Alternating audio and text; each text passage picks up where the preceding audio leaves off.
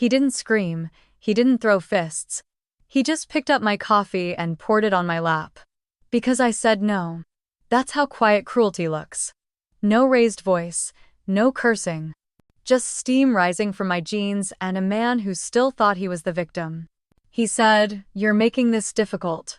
I said nothing. Because by then I'd learned silence was safer than logic. The mug hit the floor. Blue ceramic shattered. Coffee on my thighs. Stinging heat. Silence. I didn't scream, didn't cry, didn't even flinch. I stood up. Walked to the sink. Turned on cold water.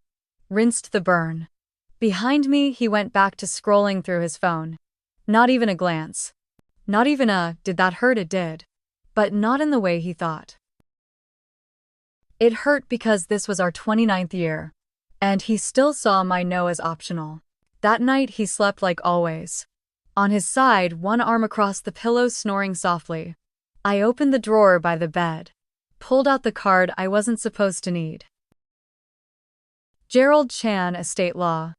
Boulder. Handwritten underneath, "Call if you ever get tired." I wasn't tired, I was done. The bruise on my thigh would fade.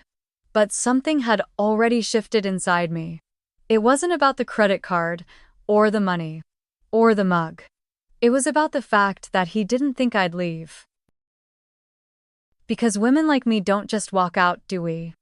We're the peacemakers, the bill payers, the planners, the forgivers. Until we're not. I sat down at the kitchen table. Same spot I used to do taxes. The room smelled like scorched coffee and dish soap. I made a list. Passwords. Accounts. What was in my name, what wasn't? The printer clicked on. First time in months. I printed out the trust draft Gerald gave me 3 years ago. The one I never signed because Gregory said it was too cold. He was wrong. Cold was exactly what I needed. He poured coffee on my lap. I poured silence into my plan, and neither one of us apologized. He said it would be easier if he handled the bills. He didn't say for whom. Last year he started canceling the paper mail. "We should go paperless," he said. "It's more efficient." And I believed him. Until today. Rain tapped softly against the windows. A Saturday in mid-March. The house smelled like wet wood and lemon floor polish. I sat at my old desk, the one with the wedding photo still in its silver frame now blurred with dust. 29 years. And I couldn't remember the last time I held a bank statement with my name on it. I pulled open the drawer slow. The bottom one stuck. Inside a stack of old insurance forms. My handwriting back when I still signed things. Beneath that, a leather-bound notebook. My mother's. The one I used to jot down passwords and account numbers when we first bought the house. The ink had faded. But not the memory of how careful I used to be. How much I used to know. The next drawer held a blue pill box. I opened it expecting vitamins. Instead, I found a bottle with my name. Refilled 6 months ago. Gregory's handwriting on the label. Not the doctor's. Just his initials scrawled next to the pickup date. I hadn't asked for a refill. I hadn't even known it was running low. That's when I picked up the phone. Gerald answered on the second ring. Joanna. His voice was exactly as I remembered, dry, patient, a little amused. I didn't waste time. I need to know if my name still matters. On the deed. On anything. There was a pause. Then he said, "Come by tomorrow. Bring whatever hasn't been erased." I stared at the framed wedding photo. His arm around my shoulder, my hand on his chest.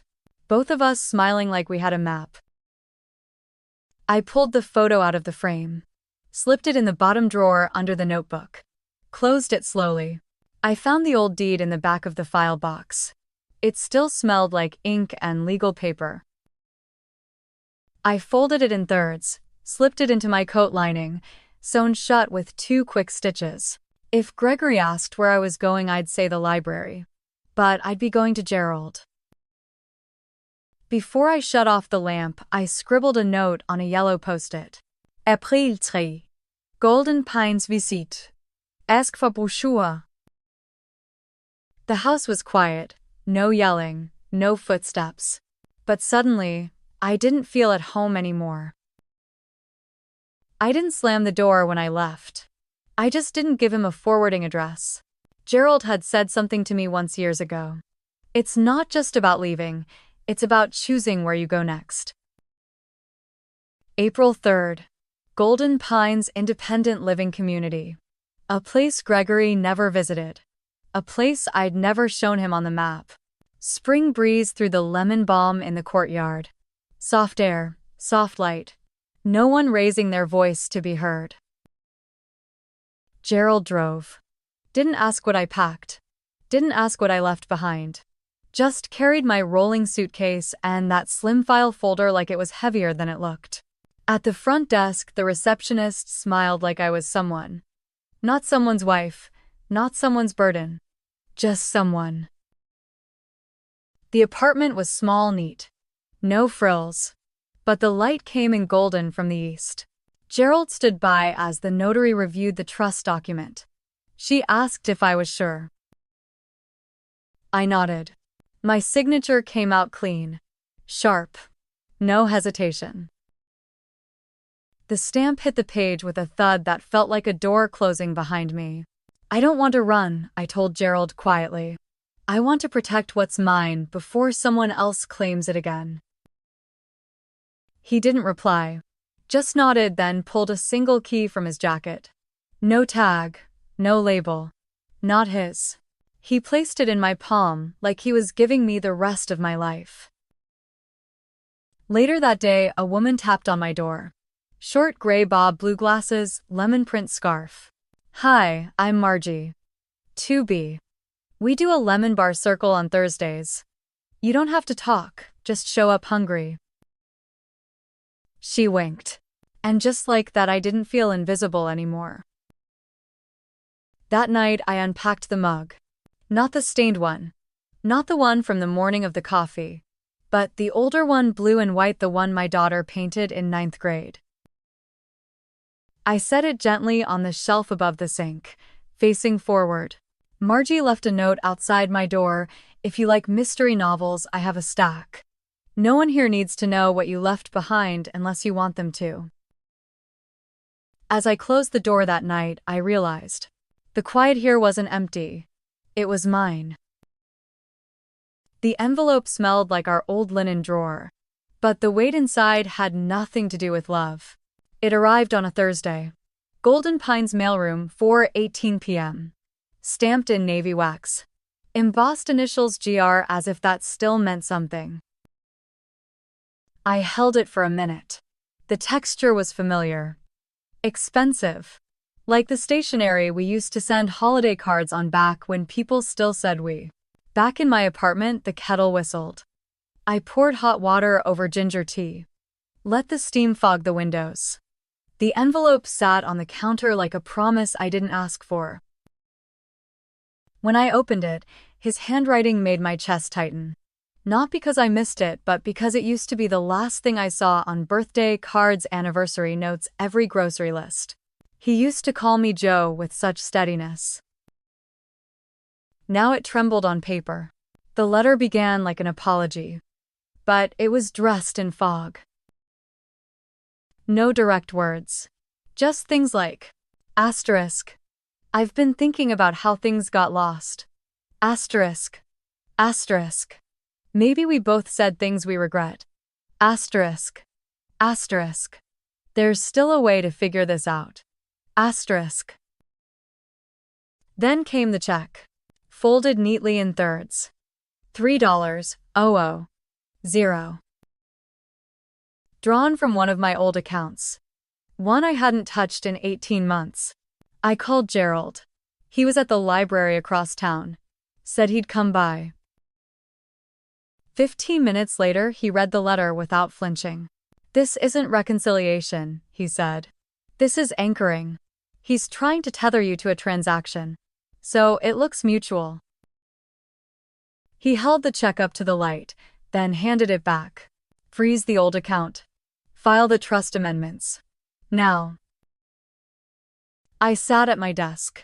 The mug was still on the shelf. Beside it, a small shredder I bought 2 days ago on a quiet instinct. I slid the letter in. The paper split like snow. Then the check. Folded in quarters. Gone in 5 seconds. No fire. No fury. Just key it removal. Margie knocked. Held up a tote bag and car keys. "Wanna get a coffee down at Willow and Birch?" She glanced at the shredder. "You don't have to reply, honey. Let the silence speak." I nodded. Grabbed my coat. Left the ghost of that letter in the paper dust tray. Later that evening, Gerald introduced me to a woman on speakerphone, financial abuse protection officer. Calm voice, direct.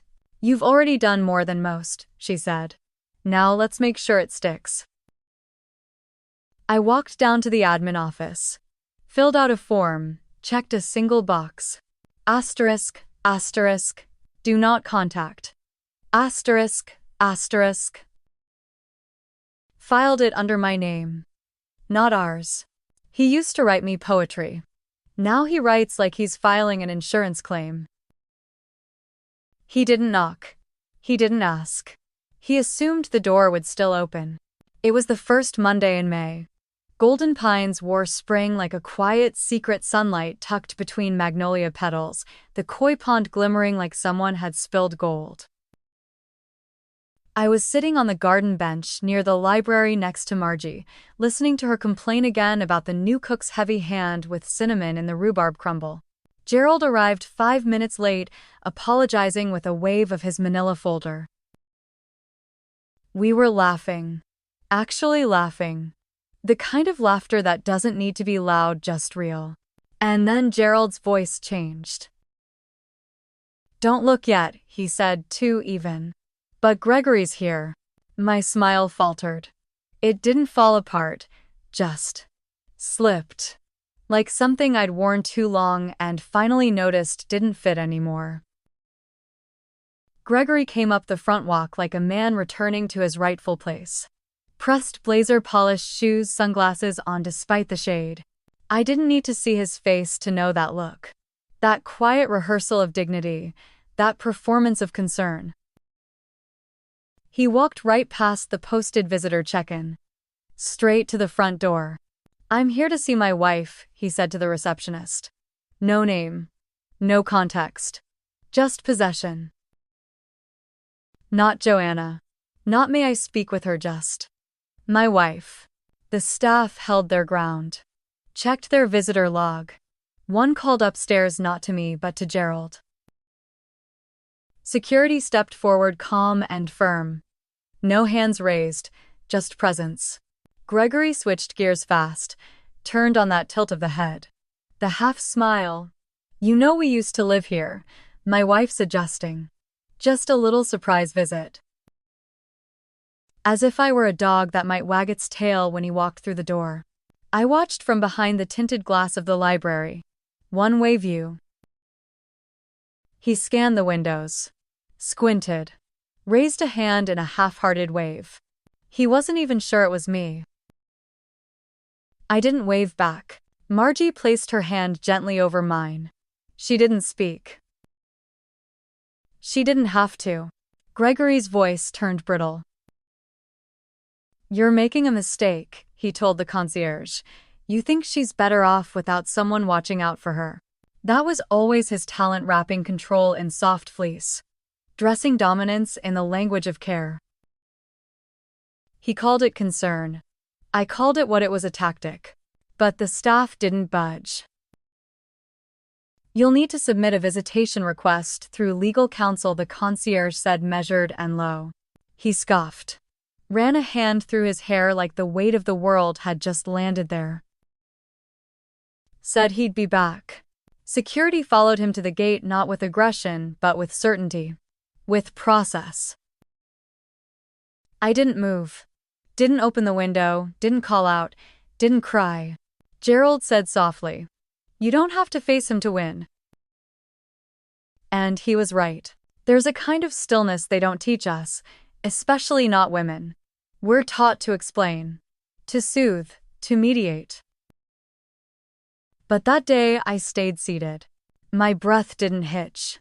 My fingers didn't twitch. I watched the shape of a man I once thought I couldn't live without fade through glass and flowering dogwood trees. That evening I walked alone to the admin office. There was a form. 1 page. Simple boxes. Do not contact. Voluntary record, filed under Joanna M. Rowley. Asterisk, asterisk. No initials shared. No Mr. and Mrs. No shared forwarding address. The receptionist looked up. "You're not the first," she said. "But you might be the calmest." I nodded. There was no prize in that, but there was peace. That night by my window, I watched the koi glide beneath the pond's surface, silent, steady, untouched by the ripples above. Gregory used to say I overreacted, that I needed him to anchor me, to keep things in order. But order, I learned, isn't built by control. It's built by boundaries. And that day I chose mine. I opened my planner, turned to May 6, wrote in a firm hand. Asterisk, asterisk. Chose stillness over spectacle. Asterisk, asterisk. Then underlined it twice. For the first time in years, I watched him leave and didn't feel like I had to follow. This time I didn't sign as Mrs. Gregory Miles. Just Joanna. It was a Tuesday morning in June. Golden Pines was warm in a way that didn't ask for attention, just enough breeze to ruffle the curtains, just enough quiet to feel full. I sat by the window in my little apartment, the one with the shelf of lemon balm and rosemary I'd started growing. Gerald had just left a plate of lemon bars still warm in their wax paper wrap. I opened the folder. Final trust documents. Financial autonomy. A title deed reissued in one name, mine. No hyphen. No shared middle initials, no echoes of a man who used to press his hand over mine when I signed anything that mattered. I remembered our wedding day. How my signature trembled on the license. Not from nerves, but from the weight of stepping into someone else's script. They said I was becoming his. But no one told me that his could mean my voice growing smaller each year. My name slipping off envelopes. My decisions filtered through someone else's tone. But here, this paper, this ink, it was quiet, and still it thundered with ownership. I picked up the pen. No breath held. No pause. Just Joanna M. Rowley.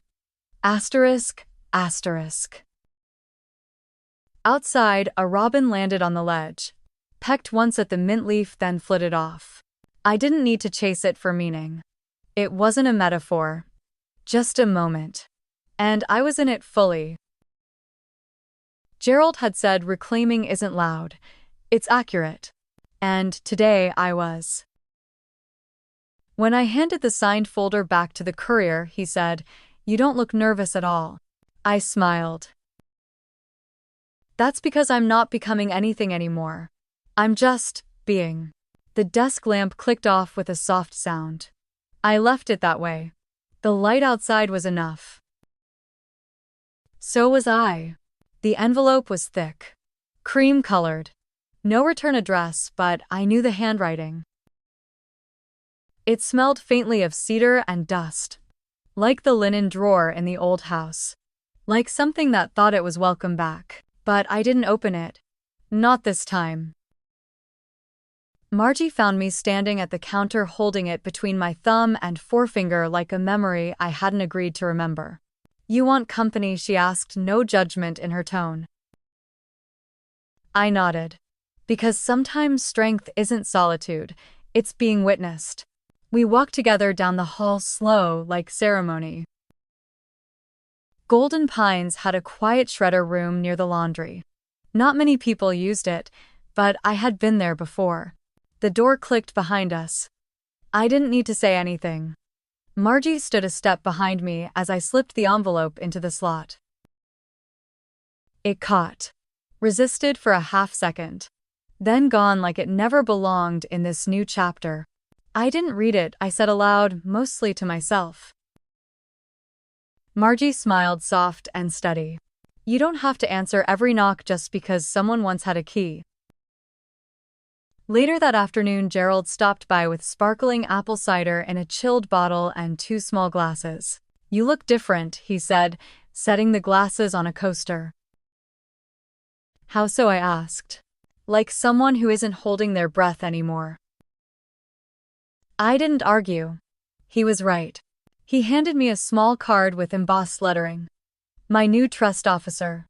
A woman, he noted. Sharp as a tack. Wants to make sure I know how to read every line I sign from now on. Not because you're not smart, Gerald said, but because you've earned the right to never be rushed again.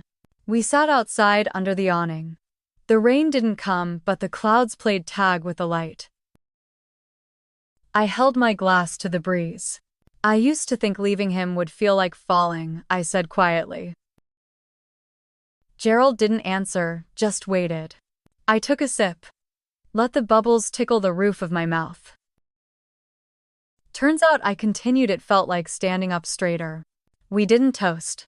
There was no need. The celebration wasn't loud, it was just true. That night, Margie knocked gently before opening the door. She held up a teacup. Mint, no sugar, she said, and a new book. No ex-husbands inside this one. I laughed, really laughed. The kind of sound I hadn't heard from my own body in months, maybe years. We curled up on either end of the small sofa, 2 women, 2 mugs, and a silence that didn't ache. On the table between us was the mug I had used for years.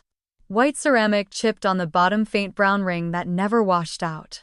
Gregory once said it looked sad. I used to defend it. Now I just picked up the new one, a soft blue ceramic with no stories yet. A gift from Margie. No stain, no past. It felt light. Margie pulled a folded brochure from her bag. Golden Pines Community Committee. She wanted me to join.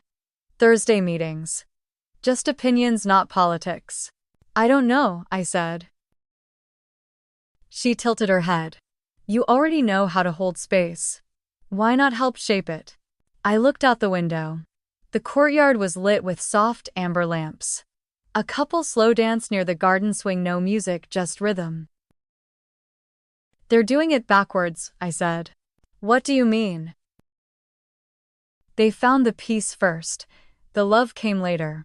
Margie smiled into her tea. That's not backwards. That's just wiser. Later, after she left, I pulled out a clean notepad. No letters to him. No memory drafts. Just a list. Things that are mine. This apartment, my name, my breath in the morning. The silence that stays, the mug with no stain. The key with only 1 copy. My story exactly as I lived it, my ending exactly as I choose to write it. I paused. Wrote one last line. A glass that never needed to be broken to prove anything. Some people say healing looks like smashing plates. Tearing old letters. Screaming into pillows. And maybe for some it does. But for me, healing looked like drinking mint tea from a new mug in a quiet room where nothing was hidden and no one waited to be forgiven. It wasn't dramatic. It was mine. The next morning, Gerald arrived early. He carried a small folder, a fountain pen, and lemon bars still warm in wax paper. This is the last one, he said, setting the folder on my desk. No rush. But when you sign this, it's official. No more shared accounts, no more shared risk. The window was open. Birdsong filtered in. I could smell the lemon balm I'd started growing on the ledge. I sat down. No hesitation. No need to reread. This time I didn't sign as Mrs. Gregory Miles, just Joanna. My name. My choice. My future. When Gerald left, I stayed at the desk for a moment. The pen was still warm from my grip. The documents now bore only my name. Only mine. No husband, no witness, no tether. The old wedding photo once on my bookshelf was gone. I'd replaced it last week with a picture I'd taken myself the koi pond outside Golden Pines. One fish had a chipped tail, but it moved just as gracefully, imperfect and still beautiful. That afternoon, another envelope arrived. Same cream color. Same handwriting. This time, I didn't hesitate. I walked it straight to the shredder. Margie met me halfway. Didn't need to ask. She walked with me. No questions, no commentary, only presence. We watched as the paper disappeared quietly without fanfare. And then we went to lunch. Back in my apartment, I brewed a fresh cup of coffee. The air smelled like roasted hazelnuts and something new. I looked around the room. No shadows. No echoes. Just space. Then I did something small. Something final. I opened my new bank app. There it was, Joanna Miles. No co-owner. No backup signer, no red flags. Just me. I stared at that screen longer than I meant to. Not because I doubted, because I was proud. People think silence means surrender. They think not reacting means defeat. But silence, when chosen, is its own kind of power. A signature isn't just ink, it's a declaration. I signed my name that day not to start over, but to stand where I already belonged. He thought I was erasing him. But really, I was restoring myself. Outside, the wind lifted the lemon balm leaves. Inside, the coffee stayed warm. And this time, when I said my name out loud, there was no trace of apology in it. Sometimes the biggest changes come without noise. No shouting, no broken dishes, just a new signature. And the quiet that follows when you know it's yours. I've learned that love doesn't mean losing your voice, and leaving doesn't mean you failed. It can mean you remembered who you were before someone else edited your story. In this life, it's never too late to choose peace over permission. If any part of my story touched your heart, I'd love to know, when did you last reclaim something that was always yours? Feel free to share. I'll be reading.